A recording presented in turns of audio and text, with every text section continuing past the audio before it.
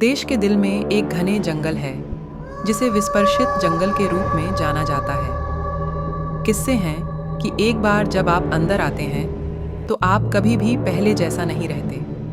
इसके अंदर होने वाली भयंकर घटनाओं की बहुत सी कहानियां सुनाई गई हैं, लेकिन कोई भी साहसिक कहानी सारा और डेविड की कहानी की तरह भयानक नहीं है। सारा एक उत्साही और खोजी आत्मा अपने संदेहपूर्ण बॉयफ्रेंड डेविड को विस्पर्शित जंगल में हाइक करने के लिए राजी करती है।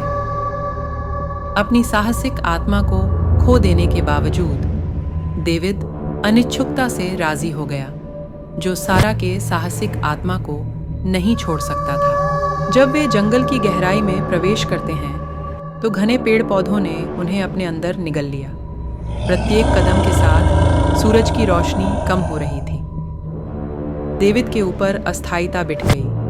पृष्ठ की ओर चढ़ने वाली दृश्य उसकी पृष्ठ मध्य उंगली के साथ आ गई। लेकिन सारा विस्पर्शित वातावरण के साथ असंतुष्ट नहीं हुई, ये जो वृक्षों के बीच गूंजती हुई आवाज के हर गुप्त ध्वनि के साथ बढ़ती जा रही थी।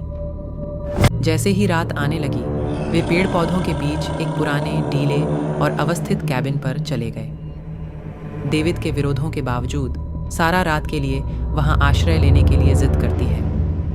आकर्षित होकर वह राजी हो गया।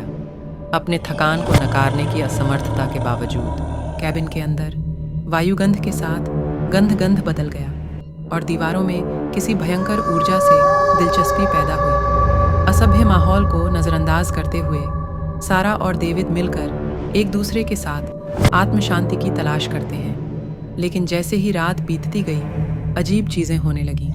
वहां अंधेरे में गूंजती हुई बातें थीं। उनके शब्द असमर्थ थे, लेकिन